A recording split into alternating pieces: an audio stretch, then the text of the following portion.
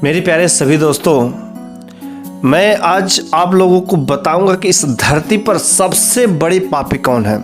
बहुत प्रकार के पाप होते हैं, लेकिन किस प्रकार के लोग इस धरती पर सबसे बड़ा पाप करते हैं, इस वीडियो में मैं आपको यही बताऊंगा। गरुड़ पुराण में बताया गया है कि पाप बहुत प्रकार के होते हैं, कर्म भी बहुत प्रकार के होते हैं, अच्छे कर्म, बुरे कर्म, हर प्रकार के कर्म होते हैं, लेकिन कौन सा कर्म जो है सबसे बड़ा पाप का भागीदारी बनता है।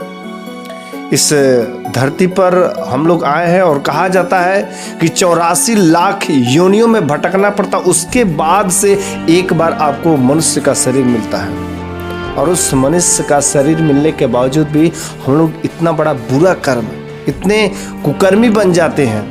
ये पाप का भागीदार कौन होता है? हम एक बार तो बस मनुष्य का शरीर मिला है और उस पर भी पाप करते हैं। तो ये कौन से पाप है जो इस धरती पर और आज तक सबसे बड़ा पाप माना जाता है?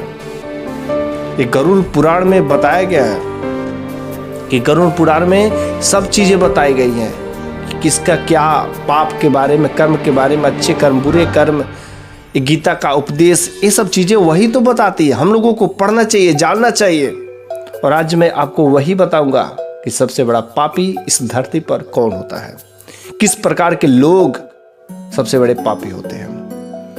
लेकिन उससे पहले मैं चाहता हूं कि यदि अभी तक आपने मेरे चैनल को सब्सक्राइब नहीं किया हो तो प्लीज़ मेरे चैनल को सब्सक्राइब कर लें। उसके बगल में बेल आइकन भी है, उसको प्रेस करें और ऑल पर जाकर क्लिक कर दें, ताकि हमारे हर प्रकार के वीडियो का नोटिफिकेशन आपको समय पर आपको पहले मिल सके। तो जो सबसे बड़े पाप होते हैं इस धरती पर, जो भी आदमी यदि स्वर्ण चोरी करता है, सोने की चोरी यदि करता है, सोना चुराते जो चोर होते हैं, चोर कई प्रकार के होते हैं, लेकिन जो आदमी सोना चुराता है और स्वर्ण में ऐसा माना जाता है भगवान विष्णु का वास होता है, और भगवान विष्णु का वास होता है, जिसके वजह से यदि आप स्वर्ण की चोरी करते हैं या स्वर्ण को चुरा करके उसको बेच कर उसको पैसा जो अपने किसी काम में लगाते हैं, तो वह जो बहुत बड़ा पाप होता है। आपने ऐसा सुना भी होगा कि कोई नंद का, जेठानी का अगर कोई स्वर्ण चुरा लेता है तो जिंदगी भर कभी भी सुखी नहीं रहता है, कई प्रकार की यातनाओं से वह झेलना रहता है। इस कारण से कभी भी हमें सपना में भी सोना चांदी चुराने के बारे में नहीं सोचना चाहिए। ये जो ज्वेलरी होती है अधिकतर जो सोने की बनी होती है, सोने के ज्वेलरी को पैसे के चक्कर में भी हम लोग आकर के चोरी कर लेते हैं, बहुत बड़ा पाप होता है। और बहुत सारे लोग चुराते भी हैं। ये समझ जाइए, आज के बाद सोने की चोरी कभी भूल के भी मत सोचिएगा। और ऐसा भी कहा जाता है कि यदि सोना आपका खो जाता है तो भी नुकसान होता है, तो सोना खोना भी नुकसान है, और सोना जो चुराता है उसका तो बहुत बड़ा पाप का भागीदार बन जाता है। कभी भी उसका पैसा कभी उसको दिखेगा नहीं, किसी भी काम में लगाया था, किसी बिजनेस में लगाएगा, कहीं पर भी काम करेगा, वो कभी भी सुखी नहीं रह सकता। उसके घर में दरिद्रता, बीमारियां अनेक प्रकार से आती रहेंगी, क्योंकि नकारात्मक शक्तियों का वास हो जाएगा उसके घर में। तो हमें सोने की चोरी नहीं करनी चाहिए। दूसरा जो पापी हैं, वे लोग पापी हैं इस धरती का सबसे बड़े पापी। दूसरा है गौहत्या। गाय हमारी माता है। गाय जब समुद्र मंथन हुआ तो समुद्र मंथन के उपरांत उसमें से 14 रत्न निकले थे, और 14 रत्नों में से एक गाय भी निकली थी, जिसमें गाय में 33 लाख कोटियों का वास होता है, ऐसा माना जाता है। सभी देवताओं का वास होता है। इस कारण से गौ को हम लोग माता बोलते हैं, और जो गौ माता है उसको गौ हत्या यदि कोई कर देता है, कोई गाय को जान से मार देता है, उसको गौ हत्या लगती है, और गौ हत्या बहुत बड़ा पाप होता है। और इस धरती पर बहुत सारे लोग गौ हत्या करते हैं। तो यदि वे लोग इस बात को समझे कि गौ हत्या अगर किसी कारणवश लग जाती है तो उसको गंगा स्नान जरूर करना चाहिए। यदि गौ हत्या जानबूझ करके अनजाने में भी कभी कभी हो जाती है, गाड़ियाँ से हो जाती है, या किसी कारणवश यदि गौ हत्या लग जाती है तो उसके तुरंत उपरांत जो है गंगा स्नान करना जरूरी होता है। लेकिन जानबूझ कर को तो कभी गौ हत्या कभी नहीं करना चाहिए, क्योंकि जो भी गौ हत्या कर देता है, गाय को जान से मार देता है, इस धरती का सबसे बड़ा पापी ऐसा माना जाता है। गरुड़ पुराण में ऐसा कहा गया है। तीसरा जो इस धरती के सबसे बड़े पापी उन श्रेणी में आते हैं, यदि इस समय में आजकल के नहीं, पहले से ही देखा जाए कि सबसे बड़ा जो सम्मान किसको मिलता है, तो सबसे बड़ा सम्मान जो गुरुओं को मिलता है। इस धरती पर सबसे बड़ा सम्मान के हकदार होता है तो गुरु होता है, जो आपको शिक्षा देता है। कहा भी गया है कि गुरु गोविंद दो खड़े काके लागो पाए, बलिहारी गुरु आपड़े गोविंद दियो बताए। तो सबसे पहले गुरु का स्थान होता है। और इस जमाने के हिसाब से, अपने समय के अनुसार से, प्रेजेंट टाइम में यदि देखा जाए तो कुछ व्यक्ति जो है गुरु माता जो होती है, जो उनकी पत्नी होती है गुरु की, उनकी पत्नी के साथ संबंध स्थापित कर लेते हैं। यदि उनके पत्नी के साथ अर्थात गुरु माता हुई, गुरु माता के साथ यदि संबंध कोई शिष्य स्थापित कर लेता है, वह बहुत बड़ा पाप का भागीदारी होता है।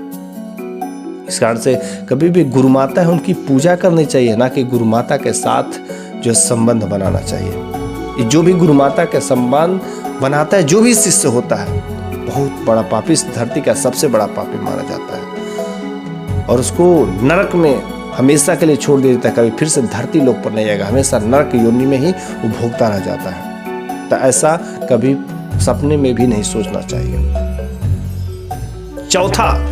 चौथा जो सबसे बड़ा पाप होता है, ब्रह्म हत्या, किसी ब्राह्मण की हत्या करना। ऐसा माना जाता है, ऐसा कहा भी गया है कि ब्राह्मण का जन्म जो है ब्रह्मा जी के मुख से हुआ है। तो जब ब्रह्मा जी के मुख से हुआ है, ब्राह्मण जो पूजनीय होते हैं, सबके पूजनीय होते हैं, ब्राह्मणों की पूजा की जाती है। और जो भी आदमी, जो भी मनुष्य ब्राह्मण की पूजा करता है, उसकी सभी मनोकामनाएं पूरी होती है। लेकिन कुछ ऐसे मनुष्य होते हैं ब्राह्मण की हत्या कर देते हैं, गुस्से में आकर के, तैस में आकर के ब्राह्मण की हत्या कर देते हैं, जिसकी वजह से उन्हें ब्रह्म हत्या लग जाती है। और जब ब्रह्म हत्या लग जाती है, उनका पूरा घर बर्बाद हो जाता है। मैं अगले वीडियो में बताऊंगा एक ऐसी इंसान की कहानी जिसने ब्रह्म हत्या की थी, और उसके साथ कितना कैसा सलूक क्या हुआ।